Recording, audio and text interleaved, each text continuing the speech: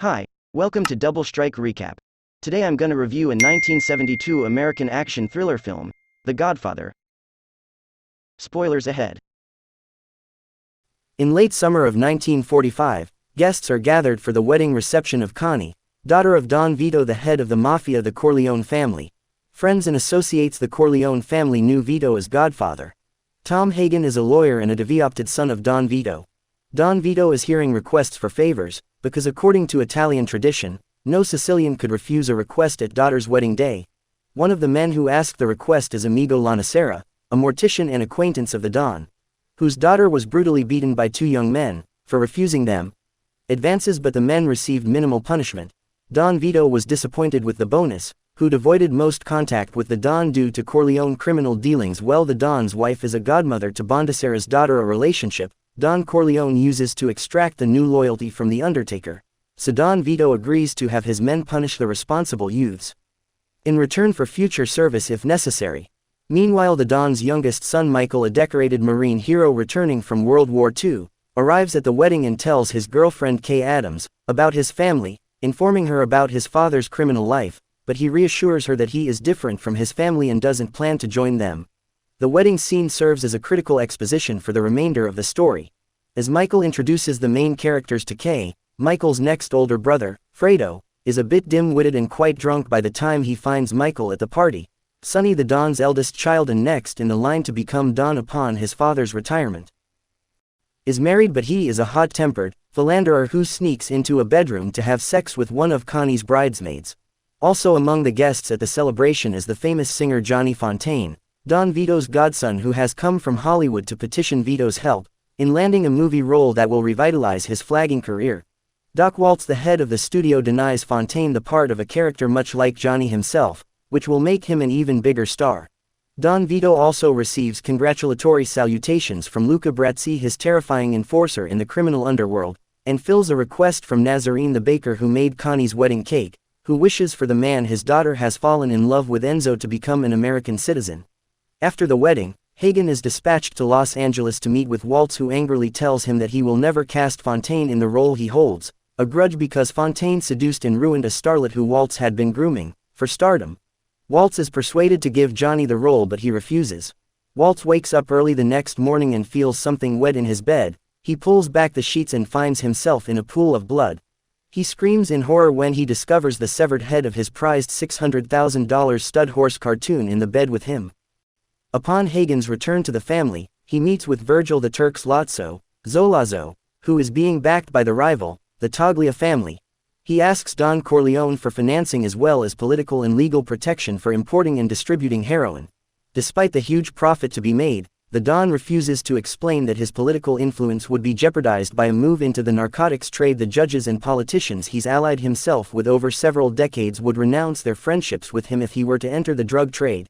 Sonny, who had earlier urged the family to enter the narcotics trade, breaks rank during the meeting and questions Lozzo's assurances as to the Corleone family's investment being guaranteed by the Battaglia family. Don Corleone then dispatches Luca Brasi to infiltrate the Zolazzo organization and report back with the information. During the meeting, Luca Brasi bends over to allow Bruno Toglia to light his cigarette. He is stabbed in the hand by Salazzo and is subsequently guaranteed by an assassin soon. After he meets with Zolazzo, Don Corleone is gunned down in an assassination attempt just outside his office, and it is not immediately known whether he has survived. Fredo Corleone had been assigned driving and protection duty for his father when Poligato, the Don's usual bodyguard, had called in sick. Fredo proves to be ineffectual, fumbling with his gun and unable to shoot back. When Sonny hears about the Don being shot in Poli's absence, he orders Clemenza to find Poli and bring him to the Don's house. Salazzo abducts Tom Hagen and persuades him to offer Sonny the deal previously offered to his father. While Tom is being released, Salazzo gets word that the Don has survived the attempt on his life. He angrily tells Tom to persuade Sonny to accept his offer. Sonny refuses to consider it and issues an ultimatum to the Tattaglias: turn over Salazzo or face a lengthy, bloody and costly gang war. Bear fuse, and instead sends Sonny a Sicilian message in the form of two fresh fish wrapped in Luca Brasi's bulletproof vest, telling the Corleones that Luca Brasi sleeps with the fishes. Clemenza later takes Poli and one of the family's hitmen, Rocco Lampin, for a drive into Manhattan. On their way back, Clemenza has Poli stop the car in a remote area so he can urinate. Rocco shoots Polly dead, and he and Clemenza leave Polly in the car behind. Michael, whom the other mafia families consider a civilian uninvolved in mob business, visits his father at a small private hospital. He is shocked to find that no one is guarding him, and nurse tells him that the men were interfering with hospital policy and were told to leave by the police about 10 minutes before Mike's arrival. Realizing that his father is again being set up to be killed, he calls Sonny for help, moves his father to another room and goes outside to watch the entrance. Michael enlists help from Enzo the baker, who has come to the hospital to pay his respects. Together they bluff away Sollazzo's men as they drive by. Police cars soon appear, bringing the corrupt Captain McCluskey, who viciously punches Michael in the kike and breaks his jaw when Michael insinuates that Sollazzo paid McCluskey to set up his father. Thus then, Hagen arrives with private detectives licensed to carry guns to protect Don Corleone, and he takes the injured Michael home. Sonny responds by having Bruno Tattaglia, the eldest son and underboss of Don Philip, Tattaglia, killed following the attempt on the Don's life at the hospital. Salazzo requests a meeting with the Corleones, which Captain McCluskey will attend as Alazzo's bodyguard, but Michael volunteers to kill both men. During the meeting, Sonny and the other senior family members are amused. However, Michael convinces them that he is serious and that killing Sollazzo and McCluskey is in the family's interest. Because Michael is considered a civilian, he won't be regarded as a suspicious ambassador for the Corleones. Although police officers are usually off limits for hits, Michael argues that since McCluskey is corrupt and has illegal dealings with Salazzo, he is fair game. Michael also implies that newspaper reporters de the Corleones have on their peril would delight in publishing stories about a corrupt police captain.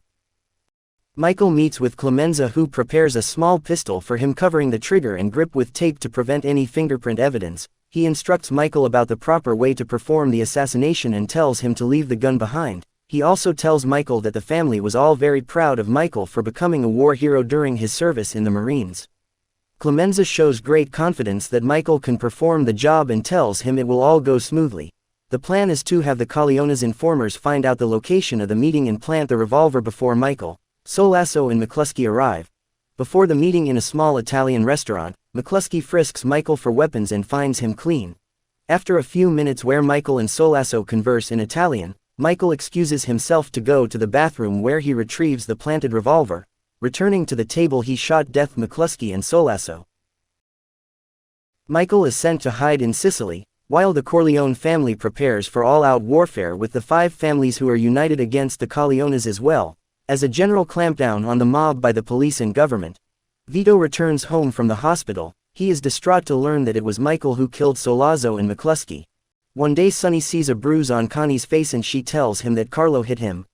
After she asked him if he was having an affair, Sonny tracks down and severely beats up Carlo dizzy in the middle of a crowded street for brutalizing the pregnant Connie. Sonny threatens to kill Carlo if he ever abuses Connie again. Later, Carlo has one of his mistresses phone his house, knowing that Connie will answer the women's asks. Connie tells Carlo not to meet her tonight. The pregnant and distraught Connie fights with Carlo. He takes advantage of the altercation to beat Connie to lure Sonny out in the open and away from the Corleone compound. When Connie phones the compound to tell Sonny that Carlo has beaten her again, the enraged Sonny drives off alone and unescorted to fulfill his threat against Carlo. On the way to Connie and Carlo's house, Sonny is ambushed at a toll booth on the Long Island Causeway and violently shot to death by several carloads of hitmen wielding tumps and submachine guns.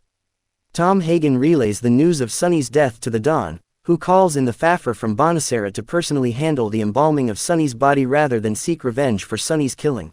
Don Corleone meets with the heads of the 5 families to negotiate a ceasefire. Not only is the conflict draining all their assets and threatening their survival, but ending it is the only way that Michael can return home safely. Reversing his previous decision, Vito agrees that the Corleone family will provide political protection for Tattaglia's traffic in heroin as long as it is controlled and not sold to children. At the meeting, Don Corleone deduces that Don Barzani, not the Tattaglia, was ultimately behind the start of the mob war and Sonny's death. During his time in Sicily, Michael patiently waits out his exile, protected by Don Tomasino, an old family friend. Michael walks through the countryside accompanied by his ever-present bodyguards Calo and Fabrizio in a small village. Michael meets and falls in love with Apollonia Vitelli, the beautiful young daughter of a bar owner. They court and marry in the traditional Sicilian fashion. But soon Michael's presence becomes known to enemies of the Corleone family as the couple is about to be moved to a safer location. Apollonia is killed as a result of a rigged car originally intended for Michael exploding on ignition. Michael returns home more than a year later. In 1950 he reunites with his former girlfriend Kay, After a total of 4 years of separation, 3 in Italy and 1 in America, he tells her he wants them to be married. Although Kay is hurt that he waited so long to contact her, she accepts his proposal. With Don Vito semi-retired, Sonny dead, and middle brother Fredo considered incapable of running the family business, Michael is now in charge. He promises to Kay he will make the family business completely legitimate within 5 years. 2 years later, Clemenza and Salvador Tessio complain that they are being pushed around by the Barzini family and ask permission to strike back, but Michael denies the request. He plans to move the family operations to Nevada, and after that Clemenza and Tessio may break away to form their own families in the New York area. Michael further promises Connie's husband Carlo that he will be his right-hand man in Nevada. Unaware of his part in Sonny's assassination, Tom Hagen has been removed as consigliere and is now only the family's lawyer. With Vito serving as consigliere privately, Hagen inquires about his change in status and also questions Michael about a new regime of soldiers secretly being built under Rocco Lampin. Don Vito explains to Hagen that Michael is acting on his advice. Another year later, Michael travels to Las Vegas and meets with Mo Green, a rich and shrewd casino boss looking to expand his business dealings after the Don's attempted assassination. Fredo had been sent to Las Vegas to learn about the casino business from Green. Michael arrogantly offers to buy out Green casino business but is rudely rebuffed. Green believes the Corleones are weak, and that he can secure a better deal from Barzini as Mo. Michael heatedly negotiates Fredo's sides with Mo. Afterward, Michael warns Fredo to never again take sides with anyone against the family. Michael returns home, and in a private moment, Vito explains his expectation that the family's enemies will attempt to murder Michael by using a trusted associate to arrange a meeting as a pretext for assassination. Vito also reveals that he had never really intended a life of crime for Michael, hoping that his youngest son would hold legitimate power as a senator or governor. Some months later, Vito collapses and dies, while playing with his young grandson Anthony in his tomato garden. At the burial, Tessio conveys a proposal for a meeting with Barzini which identifies Session as the traitor that the Vito was expecting. Michael arranges for a series of murders to occur simultaneously while he is standing godfather to Connie's and Carlo's newborn son Michael Francis Rizzi at a Catholic church. Don Strachey is gunned down along with his bodyguard in a hotel elevator by shotgun wielded Clemenza. Mo Green is killed while having a massage shot through the eye by an unidentified assassin. Encino is trapped in a revolving door at the St. Regis Hotel and shot dead by Corleone soldier. Willie Sicchi Gontataglia is assassinated in his bed along with a prostitute by Rocco Lamp, and then an unknown associate Don Barzini is killed on the steps of his office building along with his bodyguard and driver shot by Al Neri disguised in his old police uniform. After the baptism, Tessio believes he and Hagen are on their way to the meeting between Michael and Barzani that he has arranged. Instead, he is surrounded by Willie Sicchi and another button man as Hagen steps away. Realizing that Michael has uncovered his betrayal, Tessio tells Hagen that he always respected Michael and that his disloyalty was only business. Tessio has driven away and is never seen again. Meanwhile, Michael confronts Carlo about Sonny's murder and forces him to admit his role in setting up the ambush, having been approached by Barzini himself. Michael assures Carlo he will not be killed, but his punishment is exclusion from all family business. He hands Carlo a plane ticket to exile in Las Vegas. However, when Carlo gets into a car headed for the airport, he is guaranteed death by Clemenza on Michael's orders. Later, hysterical Connie confronts Michael at the Corleone compound as movers carry away the furniture in preparation for the family's move to Nevada. She accuses him of murdering Carlo in retribution for Carlo's brutal treatment of her and for Carlo's suspected involvement in Sonny's murder. After Connie has removed from the house, Kate questions Michael about Connie's accusation, but he refuses to answer, reminding her to never ask him about his business or what he does for a living. She insists and Michael lies, telling her that he played no role in Carlo's death. Kay believes him and is finally relieved. The film ends with Clemenza, Rocco and Al Neri arriving and paying their respects to Michael, the new godfather. Kay is watching while Clemenza kisses Michael's hand and greets him as Don Corleone.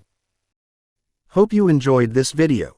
Don't forget to subscribe to get more video like this. Turn on the notification and leave a like to help the channel out. Thank you for watching.